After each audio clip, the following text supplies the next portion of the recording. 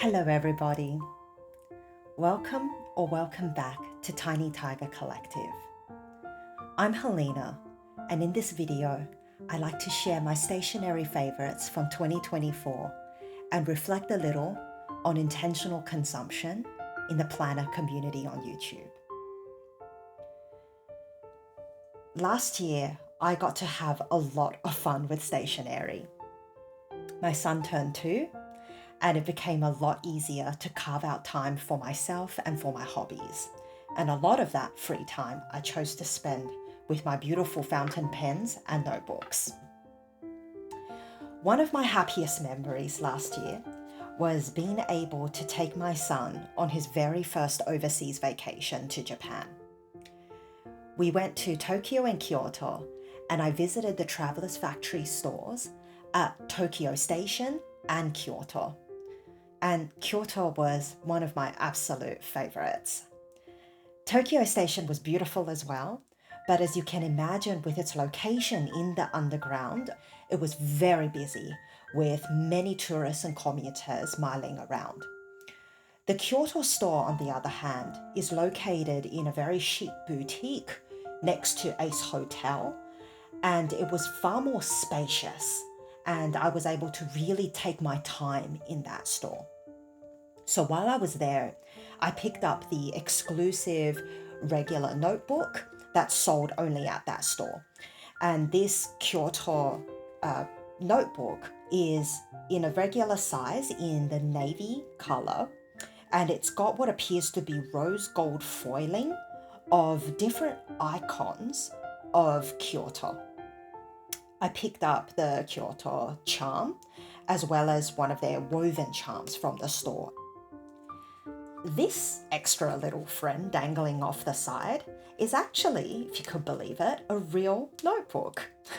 So it's got the leather cover and it's got a little mini insert inside that I can actually write on, although I have to rack my brains to think what I could write that could fit into these teeny tiny pages.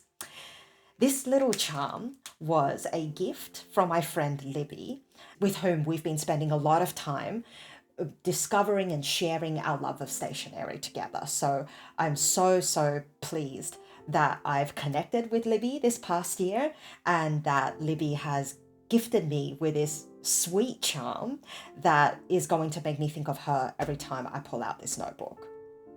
Now, I have to confess, I don't currently have a use for this notebook yet.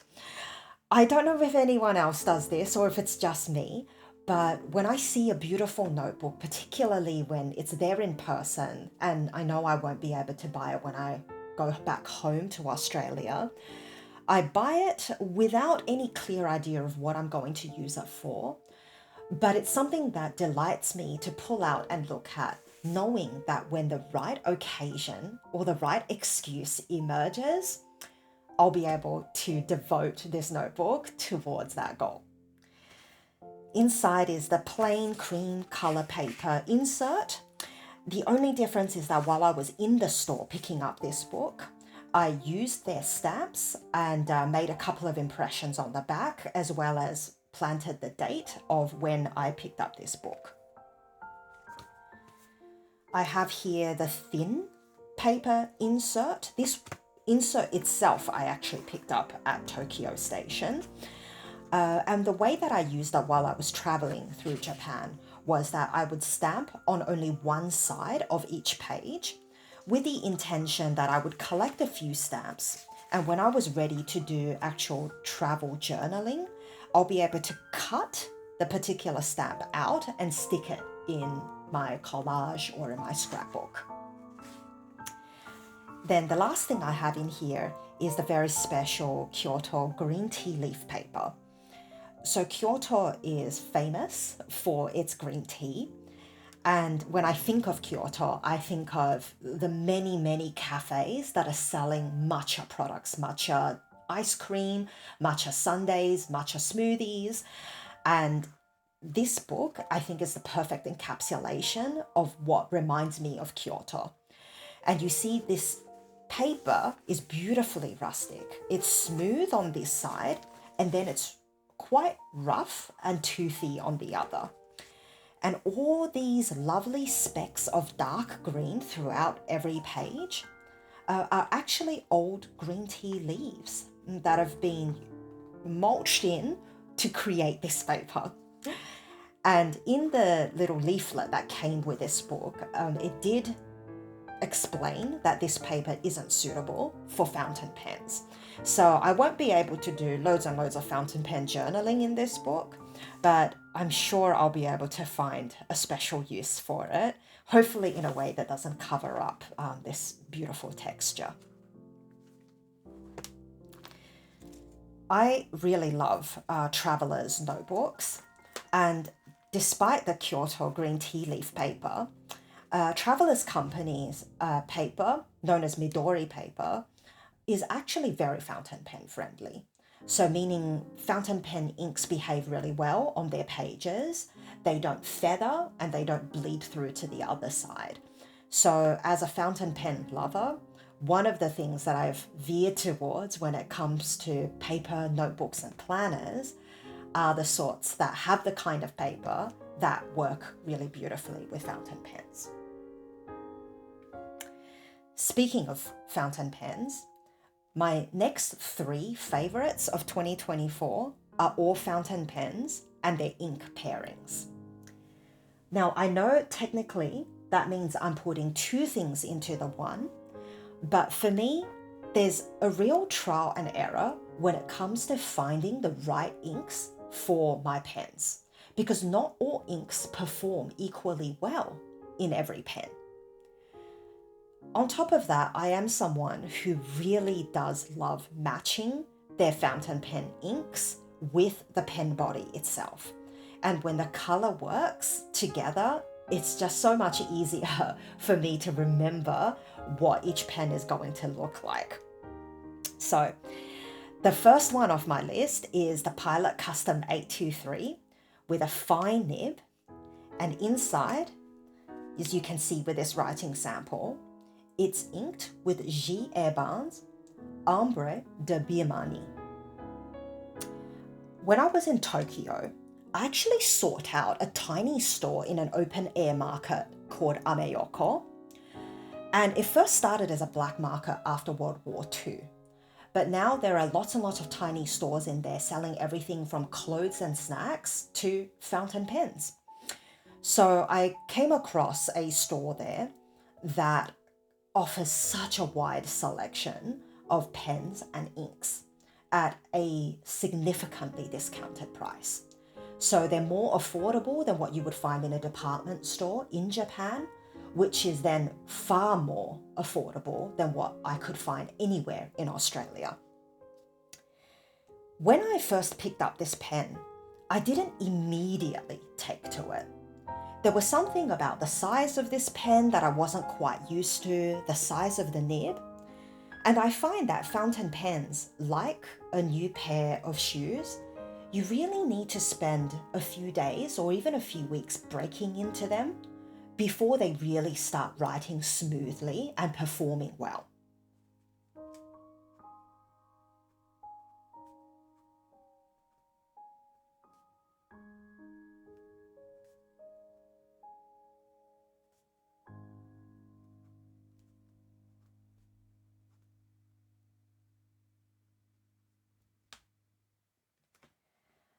After I got used to this pen, I started to appreciate just how unique it really is. The nib, although is quite a large size, the sharp fine point just seems to act like a needle point and writes with such precision on my paper. And I feel like I have incredible control over where this pen goes. It's smooth, and even though it's so fine, it puts down a lot of ink, meaning that when I use a more light colored ink, like the Ambre de Birmanie, you can really still see a lot of the shading qualities of this writing, where there is such beautiful variation between the light parts of the writing and the dark. So this pen is one that I've almost been exclusively using in my new 2025 Hobonichi weeks that I've been keeping as a health and wellness planner. The next pen on my list is the Sailor Pro Gear Slim in Dragon Palace with a medium fine nib. This is a pen that I've admired for quite a while, and it has been out for a few years now, and it's wonderful that it's still available to purchase. I absolutely love this color. To me, the color reminds me of jade, and the way that the light hits upon the barrel of this pen, it looks different, sometimes more blue and sometimes more green, depending on the lighting. And it has very delicate gold shimmer in the barrel of the pen that matches with the gold hardware of the clip and the bands. This is actually a much smaller pen than the Pilot Custom 823. So when you put them side by side, the contrast becomes quite stark. Although this pen I don't find as comfortable to hold within my hands as the girthier Pilot, I really started to appreciate what everybody has said about the Sailor pens, in that their nibs feel so much like pencil. They have an incredible feedback that is very different from scratchiness, but it provides just a little bit of grit to make it really feel like you have control over the pen.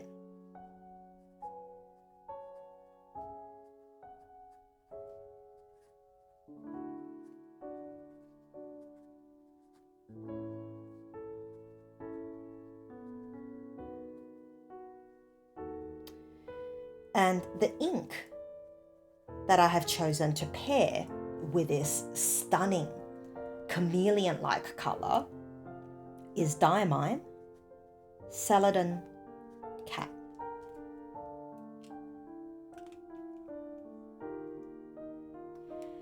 Much like the barrel of this pen, Celadon Cat has an incredible shading quality that goes from light to dark. And I could not imagine a better match.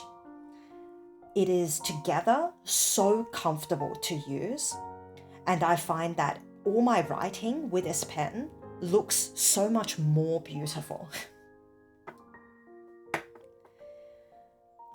The fourth item that I wanted to share, and my last fountain pen in this list, is the Lamy 2000. This I have in an extra fine nib because as German pens go, it tends to be a lot broader than Japanese nibs. So where Japanese nibs, I love a good fine nib, with German pens, I find I really have to go extra fine in order to get the detail and the precision that I'm used to with my other fountain pens. So you can see me writing with the Lamy 2000 here. It's perfectly matched, in my opinion, with an Pirate Iroshizuku kiri-same ink that I purchased from the Ameyoko market, along with the Pilot pen that I purchased there. Again, this was so much more affordable than anywhere that I could find an iroshizuku ink in Australia. So I was really pleased to be able to pick up this bottle.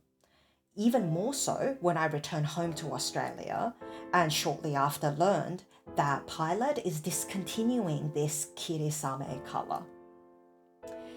Kiri-same is not the line's only grey ink, but it's the grey ink that is warmer with a bit of a pinkish undertone.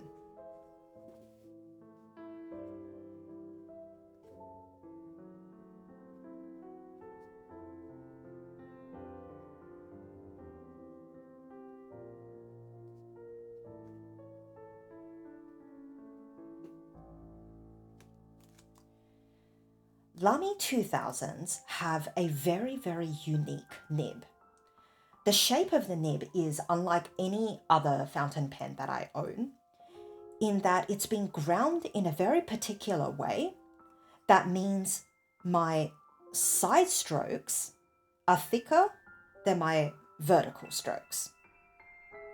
It took me a little while to get used to this pen, but once I found the combination of this pen and this beautiful Pilot ink, what I found was that it creates such a tactile quality and it looks unlike anything else that I write. So everything I write out of this pen looks exceptionally beautiful.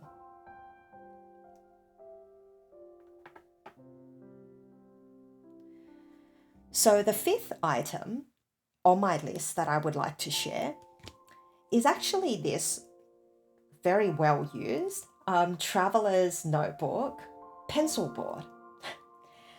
Now, I use a lot of pencil boards when I write in my Hobonichi. So Hobonichi love to produce pencil boards in all variety of designs and styles. And I really love that it provides just that extra little bit of stability and support when I'm writing. And it also protects this very delicate paper from my hand oils if I can rest my palms on a pencil board while I write. Now, while the Hobonichi pencil boards tend to be actually quite delicate and thin, the Traveler's Factory pencil boards are very sturdy. So they're much thicker and they don't quite bend as easily. So what I find is that this simple little item has helped me write right up to the edge of my pages, because I literally push this there and then I'm able to rest my palms against this sturdy pencil board. And so even when I write right up to the edge and my hands don't have anywhere to rest, it still comes out really, really neat and tidy. So I've loved having this. And as a bonus, it also serves as quite an effective bookmark as well. So I know where to go back to when I've been journaling in my planners and notebooks. There's also a final 6th bonus item that I wanted to share. And that is that this past year, I've really rediscovered my love for stickers. Before I went to Japan, I was watching a lot of stationery YouTube channels, particularly of people who had just gone to Japan. So at that time, Jasmine had just come back from Japan and she released a video sharing all of her travel tips for other stationery lovers. And one of the tips that she gave in her video was not to immediately go to the big box department stores or the specialist stationery boutiques for stickers, but to actually spend a little bit of time going to the 100 yen discount stores and actually finding some really high quality and cute stickers at some of those stores before breaking the bank at the big stationery boutiques. And that advice I found actually really spot on. So while I was in Japan, I ducked into their 100 yen stores like Daiso and Kandu. And there I found some really unique and sweet sticker styles where the whole sheet would only cost 100 yen, 110 including taxes when you check out. And so I found some really wonderful pieces that I was able to use in my planners when I got back. You can see the examples here where I bought these 2 flake stickers from a 100 yen shop.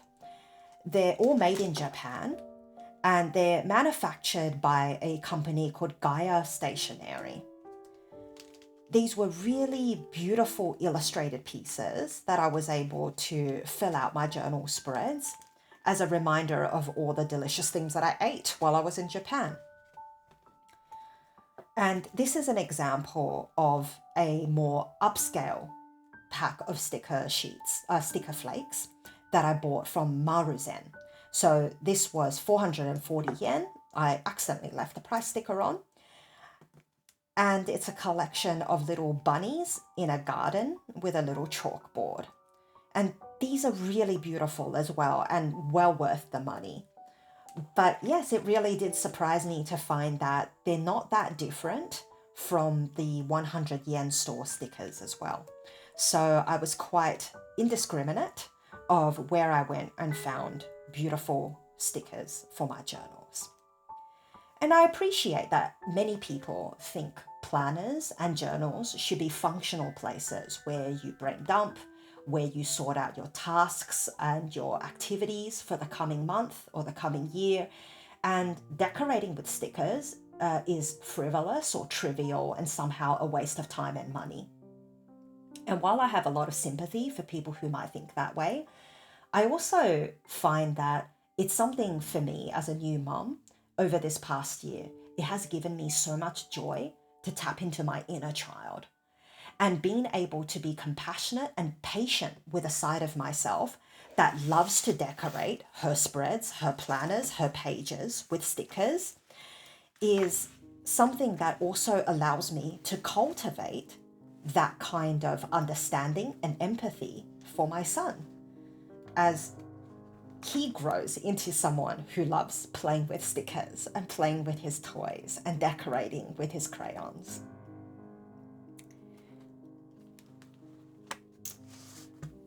So those are my stationery favorites for 2024. If you care to share, I would love to hear in the comments about your stationery favorites over this past year. Do you have any of the fountain pens that I shared? Have you been using stickers or washi tape to decorate your planners and your journals? And which ones have you particularly enjoyed using? Going forward into this channel, I would like to be more conscious around the consumerism with stationery that can sometimes be amplified on the planner community and the stationery communities on YouTube. I recall a couple of years ago watching a stationery YouTuber talk about how discouraging it felt for her when all her other videos, where if she would do, say, plan with me sessions, or if she would sort of go through her spreads and talk about how she uses particular journals, that they were receiving far fewer views than the ones that she did when she unboxed a new fountain pen purchase, usually a very expensive one. So when I came into the decision to start my own YouTube channel, I was a little bit worried that I would also be tempted and led astray by wanting to create the sort of content that would get me lots of views and lots of likes. And I feared that that would mean that I would become more consumeristic purely for the sake of chasing metrics. However, in the past year, have practiced being more mindful about my spending and my acquisition. Some of the things that have really helped me be more conscious about my consumption is to remind myself that I can admire something for its beauty without having to own it. So if any of you know Sailor fountain pens, for example, then you would know that they have hundreds of different styles and colors with their fountain pens. And it seems every month or every season, they're releasing a new line, sometimes limited edition. In those kinds of scenarios, it's very easy for me to feel swept up in the urgency of thinking, oh my God, I love that color. Oh my God, I love that pattern. I have to have it. But I've been practicing knowing when it's okay for me to admire something for being so beautiful, yet not feel the need of having to buy it, having to own it and claim it for myself. And because so many fountain pen YouTubers are incredibly generous about their formidable collections, Lau from Kenshin Crafts is one that comes to mind as somebody who I've particularly loved following these past couple of years. I can look at their fountain pen collection, I can sigh in appreciation, but then not feel like I need to click the checkout button in a shopping cart. I also have been practicing being compassionate with myself around scarcity, particularly as more and more stationery brands find that exclusive drops and limited editions are ways in which they can more effectively market and sell their products. One example of this is a couple of years back, a Sailor came out with a line of fountain pens that corresponded to different elements of nature and trees. And there was a particular olive green fountain pen with gold finials called the Sailor Manyo Nuts that I really wanted. I thought it was so beautiful. It seemed like every single fountain pen YouTuber I was following at that time had bought and unboxed that pen in all its glory. And I said to myself that I was going to wait until my birthday later in the year to purchase it. But when my birthday came around, I went to every single store to look for the Sailor Manyo Nuts pen, and every single store was sold out. It was only then that I researched a little bit more closely and realized that that pen was limited edition. I didn't know that when I first discovered the pen earlier in the year. At that time, I was quite crestfallen, but over the months, I have seen so many brands offer limited edition this or that. Hobonichi is an example, who create these collaborations with Japanese artists and release these covers, and once they're sold out, and they're taken off the store. So my first ever Hobonichi, when I purchased this cover, all the pencil boards that I got inside, none of this is available for sale on their store anymore. And when something is limited edition, it can really trigger my scarcity mindset. And this is something very vulnerable and is a sore point for me because I grew up without a lot of money. And scarcity mindset is one of those areas of my life that seems to hurt the most. When companies leverage scarcity in order to sell more products, it's very easy for me to get swept up. I don't end up buying something because I genuinely love it, but I end up buying things because I think I might love it later and regret not having bought it when it was available. And that's a very dangerous mindset to get into. So I've learned to recognize that within myself and breathe a bit of extra compassion into the parts of myself that feel scared and anxious when I find out that something beautiful is limited edition. The third and the last thing that I've been practicing when it comes to conscious consumption is using what I have. And maybe the first notebook that I shared with you with a Kyoto exclusive is an example of where I'm not doing that perfectly. But one of the things that I'd like to continue practicing into 2025 is not to feel like I need to constantly acquire new products, but to look at my bookshelf full of unused notebooks, to look through my pen case and see the fountain pens that I have bought over the last 2, 3, 10 years, and figure out what could I reuse? What could I reacquaint myself with and fall back in love with? So when I returned home from Japan, Travelers Company came out with their Tokyo exclusive design that was going to be a limited edition run. And then very quickly, all the shops in Australia were sold out of that particular cover. And as beautiful as that cover is, I also recognized that, look, I already have Travelers notebooks that I'm not using. So I don't need to acquire yet another one simply because it's a limited edition and I won't be able to buy it again. And lucky for me, my friend Libby did buy that notebook and I was able to admire it, to touch it, to see it, flip through it in person. And that goes back to my first principle of learning to savor things for its beauty and yet not feel like I need to buy it or own it. Thank you so much for being here for my video. I hope you enjoyed me talking through my 2024 stationery favorites as well as some of my reflections and ongoing practices around conscious consumption. Stay tuned for my next video, in which I will get a little bit more brutally honest with you and talk about my 2024 stationery flops, the things that maybe I regretted buying. Thank you so much for being here, and I'll see you in my next video.